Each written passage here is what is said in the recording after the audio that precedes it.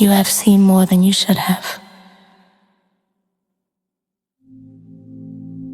Arguments you could not escape. Silences that carried words I refused to say out loud. Stories shaped to tilt your gaze toward me and away from him. I dressed my wounds as warnings and handed them to you as if they were truth.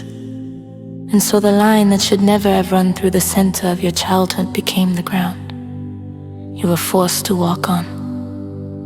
When I was hurting, it felt unbearable to sit alone with that hurt. Speaking it to you felt like relief at first, as if the weight would be lighter when I shared it. But it was not lighter. It was heavier, because I placed it on shoulders that were still learning what it means to belong to two parents. I asked you to carry my side of the story before you even had your own. I thought I was protecting you from him. I thought that if I showed you the cracks in his care, you would be safer. What I could not see then was that I was asking you to protect me instead. Every doubtful glance you cast his way, every question you asked about his choices felt like proof that I was not alone in my pain. And yet that proof came at a cost.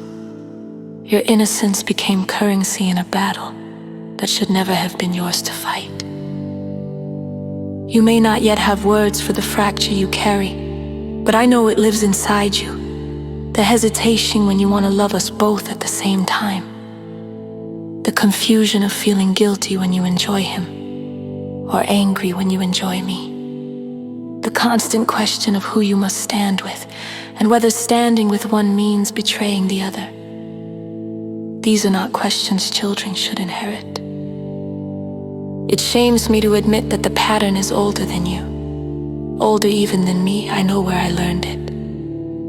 My mother stood in the same position I have taken with you. She taught me how to sharpen grievances into weapons.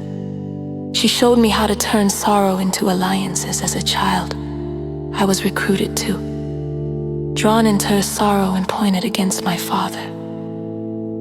And though I swore I would never repeat it, eye of pain has its own memory, and mine spoke louder than my promises. I want you to know that the story I told you is not the whole story.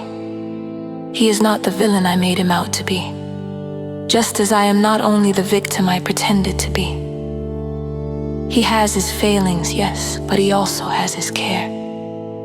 His own ways of trying to love you that I refuse to let you see. And I, in guarding you from his shadows, became a shadow myself. If I had been able to step outside my storm, I might have seen how my bitterness narrowed your world.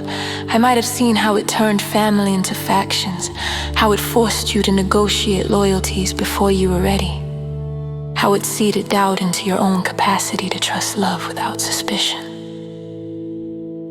I cannot erase what I have already said, the countless times I drew you into my grievances. But if these words can do anything now, let them stand as a lantern for you. Do not repeat this with your own children. If one day you have them, do not let the wounds between you and another adult become the air your children must breathe. Break where I continued, end where I repeated. It will not be easy. Cycles like these cling tightly, as though they have the right to live in us forever. But you are not bound to carry the same inheritance. You can choose to let your children love fully, without making them divide themselves in two. You can choose to speak of your pain in places meant to hold it, not in the ears of those still learning what love even means. You deserve better from me. You deserve to know both your parents without my bitterness as filter. You deserve to feel at home in the whole of your family, not forced to live at the fault line I created. I do not know if I will ever grow enough to stop myself fully. Perhaps I will always falter, always feel the pull to recruit you to my side. But I want you to hear me say this at least once. I see what I did, where it came from, and the way it echoes. And if you can carry forward one thing from this confession, Let it be the possibility of breaking what I could not. Carry your love for him without guilt. Carry your love for me without fear.